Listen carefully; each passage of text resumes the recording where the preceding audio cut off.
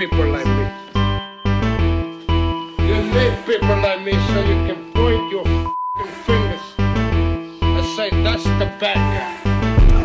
That's the bad guy. That's the bad guy. That's the bad guy. That's the bad guy.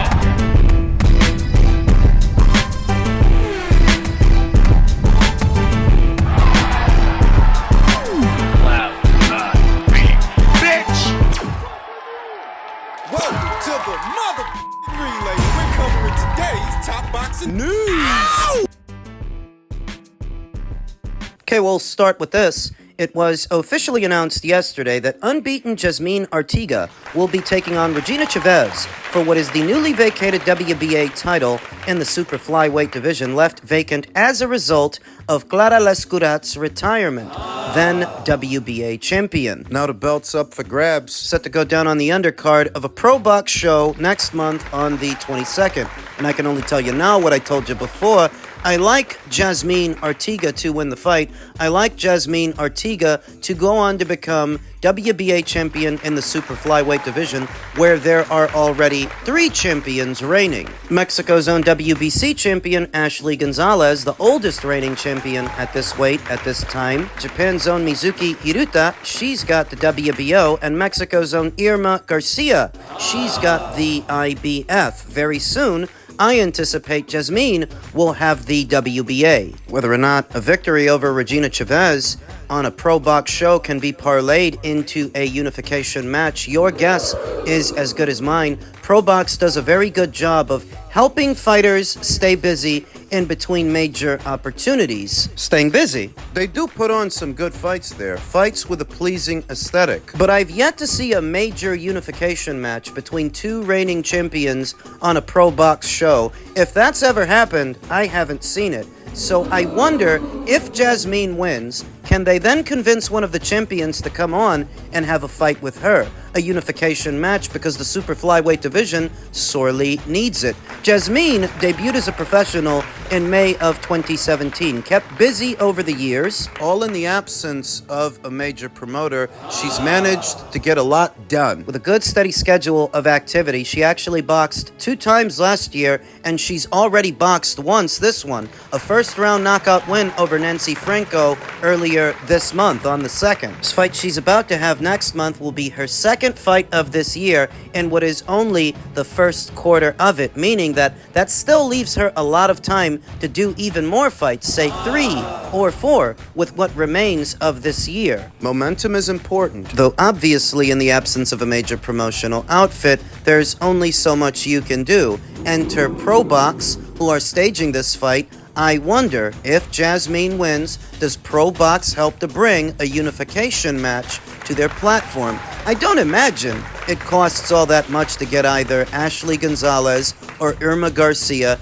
in the ring, because they're not with major promoters either. That's why this division hasn't seen unification matches, because who's going to pay for them? Somebody has to put up the money. The champions aren't going to fight for peanuts on the dollar. Though at the same time, this particular cluster of champions are less expensive than what you find in some other weight classes, because they're not with a major promotional outfit. What do you mean? It would cost the promoter a lot less to stage a unification match between any of these champions than, say, the ones you find at 135. Carolyn Dubois, Beatrice Ferreira, Terry Harper. Those fighters are more expensive than these fighters, but all of those fighters are with a major promotional outfit. These fighters aren't, so they don't cost as much. We'll see. WBO champion Mizuki Hiruta was in action not that long ago, making her U.S. debut on the West Coast on a 360 Promotions show. I believe she has some kind of an arrangement with them, and I remember hearing that she wants to unify.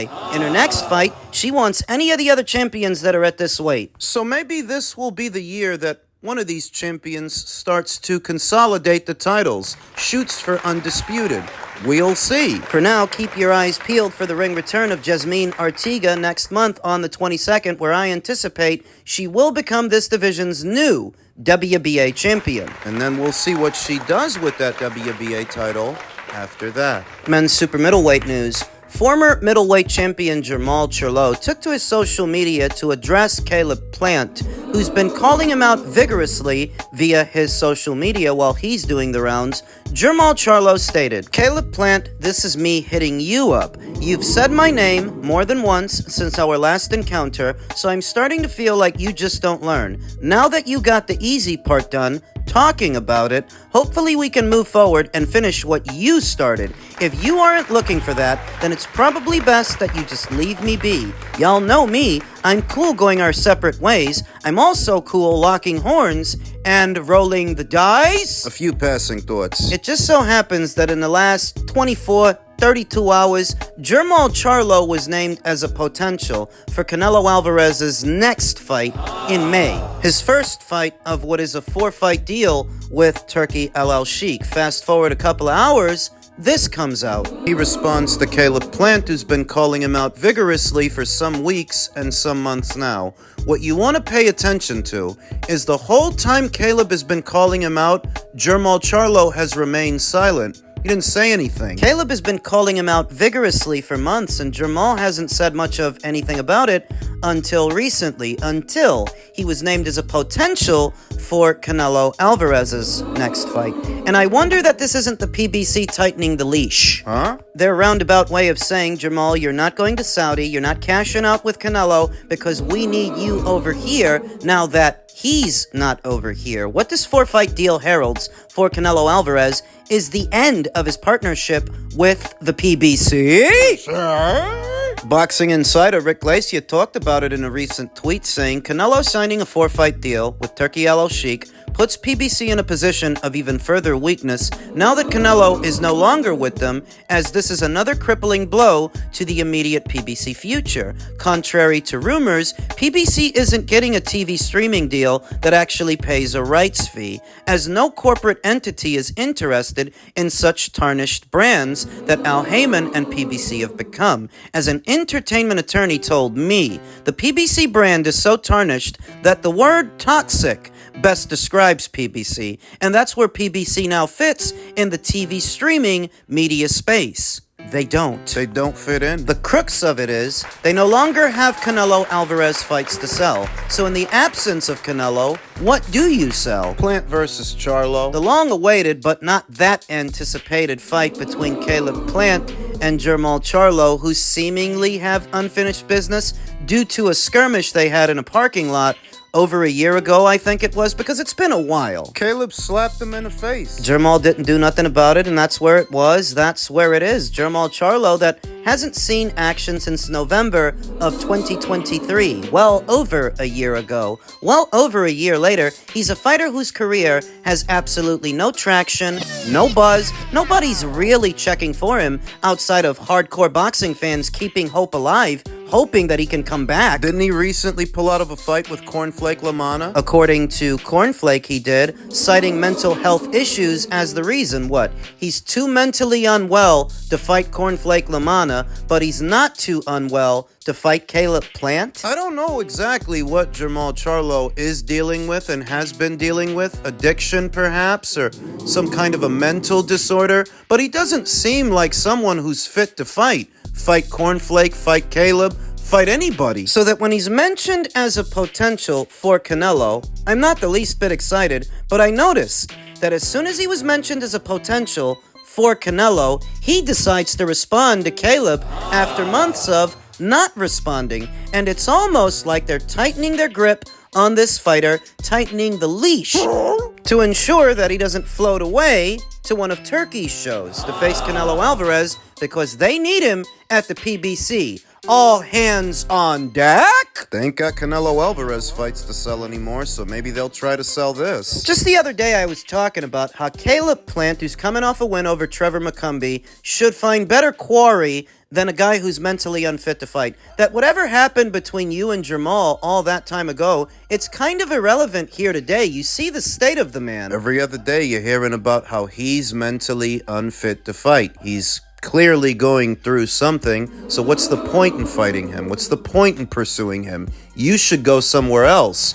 target someone else. The proverbial air has been taken out of the tires when it comes to Jermall. Oddly enough, he's still an unbeaten fighter. He still has an unbeaten record. Whatever that's worth. In the Mayweather era, there was a lot of emphasis on his unbeaten record, and that spilled over into the next one, but this is proof positive that you can keep your O, you can keep your unbeaten record, and it won't mean anything. Demetrius Andrade's O didn't mean anything while he was an unbeaten fighter. Jermall's unbeaten record doesn't mean anything now. The only thing that means anything is whether or not you're entertaining people, whether you're unbeaten or not. That's the trump card. Canelo Alvarez has not won but 2 losses, and in spite of that, he gets paid more than all these guys. He gets paid more than everybody. With his 2 losses and a draw. Jermall is a perfect example of how you can have your O intact, you can have your unbeaten record, and it doesn't stand for much. Now, I suppose that there are some interested parties who would like to see Jermall and Caleb settle their beef in the ring, but not so many that you should have to pay $80 to see it. The PBC doing pay-per-views almost exclusively now. So high probability this either ends up as the main event of a pay-per-view or on the undercard of one. And if it were to theoretically end up on an undercard, well, how much money do you think they're going to pay a couple of undercard fighters? The real value for Caleb is broadening his horizons and going somewhere else, changing his decorum to get a second wind in his career. That's what he needs to do, and what Jermall needs to do is check into rehab. Forget about preliminary fight news and rumblings. This guy needs to go to the Betty Ford Center. Get your life sorted. It's what he needs to do. I didn't figure that Canelo Alvarez would fight Jermall Charlo in May, and I still don't, because this guy's not fit to fight, and you really can't sell it. Sell him. Men's light heavyweight news. On the heels of David Benavidez's decision win over David Morrell, preliminary numbers are coming out for the pay-per-view. Veteran boxing scribe Dan Raphael suggests that the pay-per-view did somewhere in between 150 and 160,000 pay-per-view buys. Is that a good number? Was it ever? Now, I want to preface everything I'm about to say with this. I don't actually believe the pay-per-view did that, 150 or 160,000, but I'll pretend that it did to prove a point. 160,000 pay-per-view buys at a price point of $80 gives you roughly $12.8 million. 12.8. But you'd have to be a blithering idiot. You'd have to be some kind of a buffoon to think that the fighters are going to pocket all of that money. That's not how this works. You ever heard of the operational costs of the pay-per-view? The production, the promotion, the camera people that shoot it. The undercard fighters, what are you telling yourself? That if it brings in 12 million, David gets all of that, or David gets half? Are you a moron? You should naturally assume that 40 to 50% of whatever comes in on pay-per-view is going to go to the operational costs. Don't forget the distributor. Don't forget about Amazon. They're going to take their cut as well. Your point. 160,000 pay-per-view buys is not a big number. It wasn't a big number in previous eras of boxing, and it's still not a big number now. And if you're looking at that number and telling yourself that, oh, well, this was a success, that's great. After the PBC has been kicked off NBC, kicked off Fox, kicked off Showtime, and you're still doing pay-per-views that bring in this. This is nothing. So Dan Raphael defending the numbers, saying a pay-per-view is a success if it generates more than the event costed, which is true. If the event costed you roughly $5 million to put together, let's call it an even $5 million, and it brings in 12, then it is a categorical success. But in the greater scheme of things, that's just a drop in the bucket. You're celebrating your own mediocrity. Call it a personal best. Good enough for you, but not good enough to compete with what else is out there, with everybody else. How do you know? Well, because if it were, they'd still be on Fox. If it were, they'd still be on Showtime. That if bringing in these kinds of numbers meant anything in the greater scheme of things, those platforms would still be working with the PBC. But when it came time to renew, they didn't. And it ain't because of the big metrics the PBC was bringing them. It's because the metrics weren't big. 160,000 pay-per-view buys, if it even did that, is not a big number. At a time when so many of the PBC shills are overly critical of who Canelo Alvarez is fighting and what Canelo Alvarez is doing, consider that Canelo sold over 600,000 pay-per-view buys with Edgar Berlanga, whereas you just sold a little over 100? So that you can tell me that nobody wanted to see Canelo fight Jaime Munguia, and nobody wanted to see him fight Edgar Berlanga. Apparently, more people wanted to see Canelo fight them than they wanted to see this. This only did 160,000 pay-per-view buys. Canelo did 650 with a $17 million gate. That is $69 million worth of people that did want to see that fight. And you see, this is why I say, this whole thing with David Benavidez, this campaign that some people are on, it's largely digital. It's a phenomena that mostly exists online. Doesn't cost anybody anything to campaign and cap for this guy on social media, but in the real world, where it counts, where are the people? I feel like it'd sell more here, you know, to be honest with you. That's the one thing they talk about, like Turkey Al-Rashid, and they tell you, would you ever fight with them over there in Riyadh? But at the end of the day, all my fan base is here in Las Vegas. I'm a Las Vegas fighter, you know what I mean? I would love to go over there and fight, but this is my market right here, and I feel like we're doing really well. We just sold out the T-Mobile Arena, you know what I mean? It's one of my this dream come true to me, you know what I mean? And I just want to take advantage of this market because I've worked 11 years to. This is my first time having a freaking crowd like that, so I want to stay here. I've been waiting for these numbers to come out. I've been waiting because a guy who goes by the name Kevin Lisboa told me that David Benavidez is now the money man at 175, more so than Artur and more so than Dimitri, as if David has more money than Turkey El Sheikh, who backs them. a perspective. The very best guesstimate puts the number for the pay-per-view at around 160,000 pay-per-view buys at a price point of $80, which is roughly $12 million. David didn't make $12 million, the event did. And that's the best guesstimate. For a perspective, the best guesstimate when it comes to Artur and Dimitri and what they made for their fight was $10 million apiece. $10 million apiece. 10 million each. So even if I round up, and I go with the most generous guesstimates for David's pay-per-view, it still means the same thing. You made less in your fight than Dimitri and Artur made in theirs. You didn't take home 10 million. The pay-per-view buys in their entirety, if they're as good as the boxing scribes say they are, only come out to about 12. There's no way you took home 83% of that because you would have to get the same purse they got. Are you bad at math? For David, to get 10 million, like they got 10 million apiece, for him to get 10 out of the 12 that his pay-per-view generated, he'd have to be taking home 83% of what it brought in. And you'd have to be an idiot. You'd have to be a blithering idiot to believe that's what he took home. That ain't how this works. The short version.